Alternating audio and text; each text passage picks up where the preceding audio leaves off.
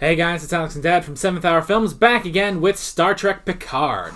Last time on Star Trek Picard, we started off the series with Remembrance. Dad, what all happened in that episode? Picard has bizarre dreams. We find out about the destruction of the Romulan homeland, some kind of bombing on Mars, yes, and rogue synthetics. And then we meet a girl who may or may not be Data's daughters, plural. Yes. Now, while I was editing the first episode, I went back to that interview scene and listened to it like 5 times, and I still didn't get it. But luckily, someone laid it out in the comments section. So what happened was, Romulus was going to be destroyed, and Picard convinced the Federation to help. The rescue fleet was stationed on Mars, and just before they were deployed, a band of rogue synthetics attacked and pretty much destroyed Mars. The Federation was then like, well, we can't help the Romulans now. We have to, deal with this whole Mars thing. And that is what caused Picard to leave Starfleet, because it was no longer Starfleet, because they weren't going to also help the Romulans, and then Romulus was destroyed. Okay. Yes. That's the whole thing, which that's confusing because they tell it out of order in that. They say Romulus, and then they talk about Mars, but they never get back, I feel like, to the point about Romulus. It was somewhat confusing. Yes, so thankfully we got that all sorted out, because I'm telling you, I went back like 8 times, and I just couldn't get it, like every time I listened to it. So, yeah, luckily we do know that now, and we can hopefully better understand this next few episodes. So yeah, let's see if there's anything else. I guess the only other thing I can say is that, so the first episode had some copyright issues, which were kind of resolved. The first episode is still up and viewable on YouTube. However, I get the feeling that this is not going to be sort of a one-off case. I'm not even sure how long the first episode is going to remain up. So we're going to do something a little bit different for this series, although if you've watched like my videos for Merlin and Death Note and stuff like that, you'll know what I'm about to tell you. Basically, the reaction portion of this reaction video is not going to be in this YouTube video. Basically, what we're going to do is I'm taking the part where we're actually, reacting to the show, and if you want to watch that, you're going to have to go down in the description or to the pinned comment on this video. There'll be a link there, and it will take you to our highlight reaction where the footage is down here. It's all edited, and we're funny, hopefully. And then you can watch that. Hopefully you can have a good time, and when you're done with that, you can pop right back over here to this YouTube video, and we'll just go through the discussion, which is always important that you watch the discussion. So yeah, it's basically... it basically doesn't change anything we do while we're filming. It's just exactly the same. It's just that the reaction footage is now just in a separate thing. So, okay. Yeah. And if you've already watched that or anything and you're just, watching through this, then, well, just give us 5 seconds. There'll be a little thing that pops up, and then the discussion will start. So, yeah. Don't mess with CBS. Oh, it's... Oh, I never told you this. I had a run-in with CBS way back in the 1970s. Oh, I think I do know this, yeah, but you go ahead and say it. Being in theater, of course, I not only was an actor and director, I also wanted to try to be a playwright. And I have adapted a couple of children's fairy tales. I did an adaptation of Christmas Carol too.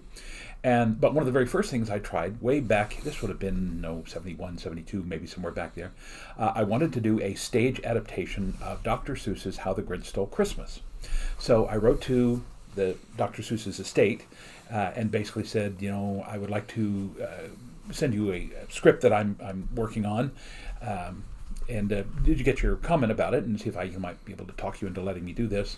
I got a very nice letter back from them that said, well, unfortunately, the rights to How the Grinch Stole Christmas now belong to CBS because they are the ones who had produced the half-hour version with Boris Karloff narrating. So yeah.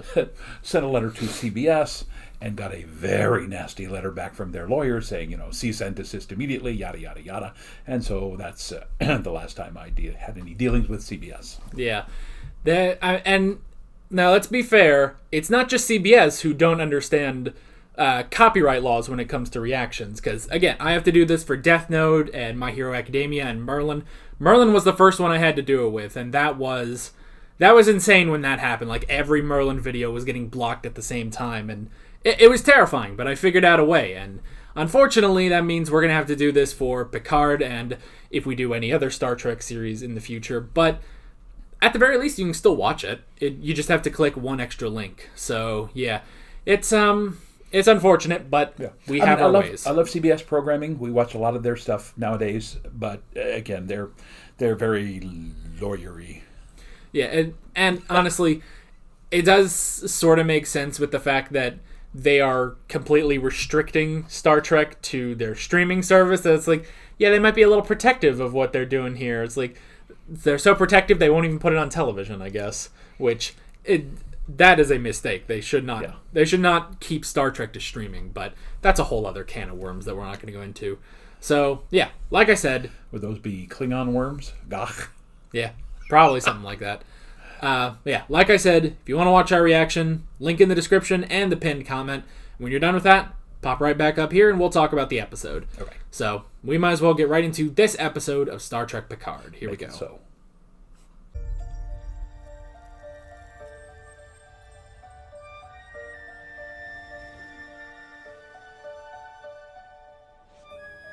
Alrighty, that's the second episode. Okay, That definitely felt like a second episode. Yeah, it's 99% exposition. Yeah. But again, they have to set it up. I understand that. But yeah, there's no action. It's all just, let's put all the parts together and try to figure it out. Yeah, I tend to notice with some of these shows, The Mandalorian did this too, where it's like, all right, we had a really solid premiere, and it's like, okay, now we have to go do something. It's like, okay, well, let's get everyone set up. Let's figure out where we are. Everyone's good? All right, next episode we'll get started on that. Well, let's just put it this way. It didn't suck. It was still good. It's good. It's just... moseyed. It ambled. It's the in-between episode before we really start churning out this plot. So... And one thing right there at the end of the... you got to find the person who hates you and... and who is the woman? Have we ever seen her before? She doesn't sound familiar. She doesn't look familiar. Yeah, he called her Raffi. So, unless it's some obscure character from The Next Generation, which I suppose it's slightly an issue that we haven't seen The Next Generation in a few years, but I feel like we can follow this well enough. But yeah, when it's like, okay, you need someone that hates you, and it's like, okay, so he calls up someone named Raffi, finds this woman, and it's like, I don't know, maybe she was in a one-off episode or something, but... Now, I don't... Okay, the whole thing of, well, he doesn't want to call, his old crewmates because, they'll just do it, they'll endanger themselves in a sense of loyalty. It's like, I'd still call them. I feel like you have a better bet with them, or find people that weren't on your Enterprise, but people that you could trust. Again, I'm thinking, why didn't he go to Janeway or Cisco or someone's like Cisco may actually have been even more interesting because they had that turmoil at the beginning of Deep Space Nine, or Chief O'Brien or O'Brien, someone. So and I get. People were saying last episode, it's like, oh, well, this isn't, a reunion for The Next Generation. It's not a sequel. It's its own thing. And it's like, yeah, but you have so many of those established characters that it's like, you would figure he would get someone, So... Well, again, we already know from the previews that Riker will appear and that 7 of 9 will probably appear, even if they're not major characters. But, this is the sort of thing that, Picard is a strong enough character to realize that he's going to need backup at some point. So somewhere along the line, I suspect that we'll see somebody from his past or somebody that he can count on that just in case things go sideways, they will be there. Not specifically to rescue him, but to perhaps carry on the mission. So. Yeah. So, And honestly, it might have worked if it was one of the other captains, because it's like, okay, well, they wouldn't have that sort of sense of loyalty because, he wasn't their captain, but they are good people that he could trust. Yeah. So, I mean, I get it. I guess it's sort of... I mean, did they do something sort of like that in... I'm trying to, like, relate this to what we've seen with Captain Kirk in the movies. Like, because it is some of the similar stuff. It's like, okay, our captain, he's getting a little older now, and, he's trying to keep going, and he has to get together, a band of his crewmates to go do something. I guess that was sort of Star Trek 3, wasn't it? Yeah, so... But he did still trust them. He did still trust his people for that. So... And that's just the other thing. It's like, okay, well, they'll endanger themselves out of a sense of loyalty. It's like, I feel like we've had this conversation on Next Gen, and your crewmates say, yeah, but that's our job. We're going to do this for you. It's just that we didn't have that here. Yeah. So, okay, which we can talk a bit more about that and Admiral Clancy in a little bit. Okay. Let me see if I can... When did I write that one down? The opening scene with showing us more of the attack on Mars, which honestly I guess didn't really show us like much more than they had already told us. Like, okay, well, the synthetics went rogue and they attacked the planet, but it wasn't just like I thought this was just like just a group of rogue synthetics, but it's that all these synthetics went rogue just at that moment. Some sort of switch was flicked in them, and then they attacked the planet, and then like the one we saw there, he ended up killing himself basically.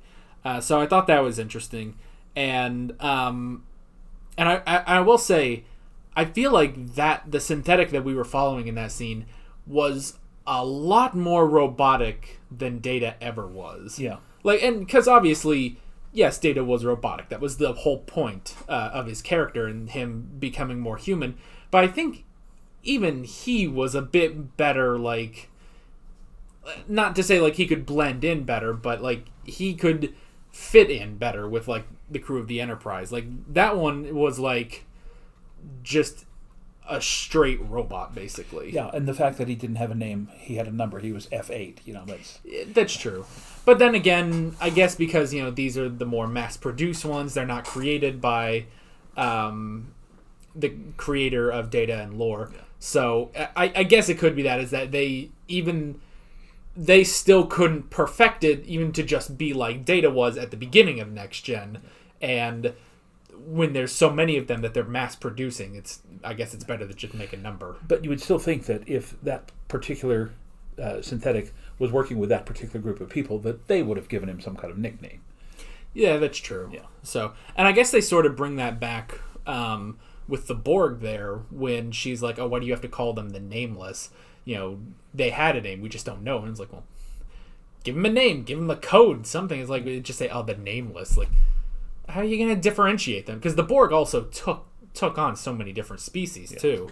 So, all right, I wrote down the Tal Shiar. We've heard the Tal Shiar before. Yeah, I think that was at some point back during the regular Next Generation series. Right, but apparently the Tal Shiar had so I guess the Tal Shiar, they were like this secret group of Romulans. But this show now says, well, there was another secret group behind the Tal Shiar named the Zhat Vash. And it's like, well, then I don't get why we had to have another layer of secret Romulan organizations on there. Like, you could just kept it at the Tal Shiar. Yeah. So, but that was interesting. And I liked the when they were in the apartment and they were scanning everything and seeing like, okay, everything has been completely scrubbed. And the two of them are trying to go over everything, trying to figure it out. And then the two of them like finding in the call, like, okay, there would be like a message for the error when it figured out that it was the other sister. So I did like that and sort of the detective work in there because you don't really get a lot of that, especially like on the Next Generation. Yeah. So I thought that was interesting. Well, that's also kind of a nod to the fact that since Next Generation went off the air, we've had such a huge advancement in technology between then and now for us. So they can now incorporate that where they would have had no idea. I mean, the fact that in the original series that they were using what we would now think of as tablets instead of desktop computers, that was 50 years ahead of its time, literally. Right. So they're just now being able to use what we know today and project the future of what we know today onto this. It makes it a little easier for them. Yeah. And again, I will say there's still that slight disconnect when I'm thinking of this show, and then I try to think back to stuff from The Next Generation, just because of just how much the show has changed, even just visually. It's like there is still that disconnect for me there. But it's not horrible. It doesn't ruin the show or anything, but it is still there. It's like, okay, the shows have now advanced in their cinematography so much. I mean, this probably visually is maybe on par with First Contact. So, and that's just amazing that we can now do that on television. So, okay. I wrote down, so Dr. How do you pronounce his name? Benayoun? It was. So now he said that he was on the Stargazer, which was Picard's first ship, wasn't it? Could be. I believe Picard was the captain of the Stargazer before he was captain of the Enterprise. So that was interesting because I was thinking like, oh, here's this doctor, he's an old friend, and it's like, who's this guy? I'm trying to figure it out. And it's like, okay, and so he said he's got some, like, there's just one thing that's holding him back from being cleared to go back into space, something in the parietal lobe, he said. Yeah. And you said, like, okay, is that something to do with when he was assimilated by the Borg?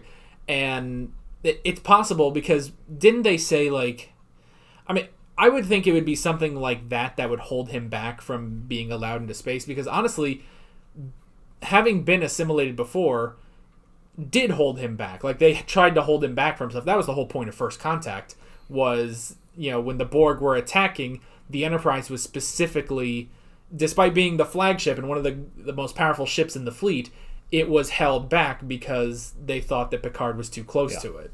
So it could be something like that. And again, it could also be like, because this sort of like, secret Romulan plot is happening, maybe they just don't want Picard to go into space, so maybe they make that up or something, or it is just that it is something wrong with him, or something that just has come up over age. It could not even... Well, no, he said, like... Because he said, too, like, they told me a long time ago that eventually this would become a problem. So I would imagine maybe that was Crusher talking about when he was assimilated. Yeah. Which I have to say, when they showed, like, taking the eyepiece off of that one guy, it's a lot more gooey than when Picard was de-assimilated. Yeah. Or even 7 of 9. But again, neither of them actually had like an eye taken out. Their prosthetic was over the top of what they already had. But this guy had an ocular implant. He'd lost his eye and they put that one in. Yeah, and I guess that's the thing is that technically every Borg is different because while Picard, he was only assimilated for, I don't know, maybe a week. I don't remember how long it was in the show, but 7 of 9, she was assimilated as a child. But she's still, like, really the only thing left on her is just the one piece around her eye. So pretty much every Borg has some sort of unique way that they were assimilated. So, all right. I wrote down Admiral Clancy. Okay, I understand her complaints to Picard. And yes, it was a little much when he was like, I require a ship, and if it seems odd that an admiral would be, on the ship, I am willing to take a demotion to captain. That was very much Captain Kirk at that point. Yeah. When he was trying to, get back your command, that sort of stuff. So I understand it. Now they keep mentioning when Picard was on the Holo News last episode, and it's like, oh, sudden outbursts of anger, and Holo News is like, I don't know. I don't think that was a sudden outburst. Like, in Picard's defense, like, they had said, like, no, don't talk about why he left Starfleet and stuff, and she did anyway. Like, I'm kind of behind him on that, but I don't know. I thought that was interesting, and you're right. She is Admiral Clancy is like, she is the soldier who is following being loyal to the Federation and to Starfleet. Yeah. Although it is, kind of disheartening when, Picard is like, the Federation should not decide what species lives and what dies. And she's like, no, that's exactly what the Federation does. I'm like, no, it is not. That is not part of this at all. But again, when the Federation starts, it certainly wasn't like that. But again, like she said, as it grows and continues to add thousands of planets and systems, then there does unfortunately come a point where you have to say, we just can't do any more. By doing more, we'll do less for all the rest. So I'm not advocating that, but I'm just saying that has happened. I mean, it happens to the United States. It happened to the British Empire. So there does come a point when becoming too big becomes too much of a problem. Yeah, and trying to help the Romulans, who were an enemy, which is another point where it's like, I feel like none of the shows properly portrays the Romulans are enemies. It's like, but granted, none of them ever got to the Romulans. I feel like this is the first show that finally got to the Romulans. Like, here they are. Let's talk about them. And it's like, yes, and we've been talking about them for all this time. It's like, no, you haven't. What? So I'm trying to catch up on that. But yes. So let me also understand. So both of Picard's servants, whatever they are Romulan? Yeah. I believe they're both Romulan. Okay, because in the first episode, I thought she was a Vulcan and he was a Romulan, because she didn't seem to have the super pointed ears and the super eyebrows like he did. But if they're both Romulan, that's fine.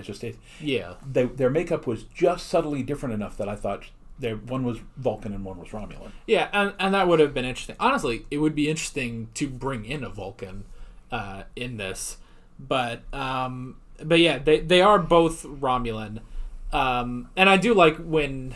I like when she was getting on Picard's case about, going out and, saying it's like, you don't have a plan. You're just going to go out there and die, basically. It's like, what are you going to do? And he's like, I will get a ship, I will get a crew, and then I will go out and I will find Bruce Maddox, wherever he is. And it's like, that is not a plan. It's like, she had every right to be angry there. Yeah. So, and I liked the other guy saying, it's like, yeah, you can't go out there without the two of us. And she slaps him and was like, no, he's not going out there at all. That's not a good idea. Yeah. So again, that's part of what Roddenberry wrote from the very beginning, is that, you've got this very cohesive unit, the Starfleet, you've got the crew of the Enterprise, but the captain always seems to be the cowboy.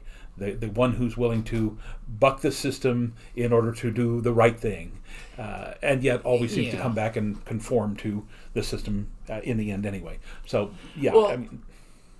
it always seems to be like, with our captains, like you're right, they fall back on the system, but it's almost like they keep the system the way it's supposed to be. Like, when the higher-ups are maybe deviating from what the Federation and Starfleet are supposed to be, it's always been our captains that will go against them. And yes, okay, they're going against their superiors, but they are doing it for the overall, ideals of the Federation and Starfleet, and that is true for all the captains. They even do that on the Orville. So,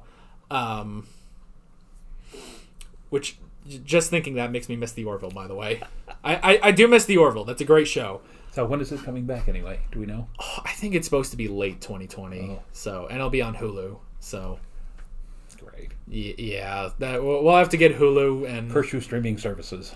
You're right. We just got CBS All Access, but anyway. All right.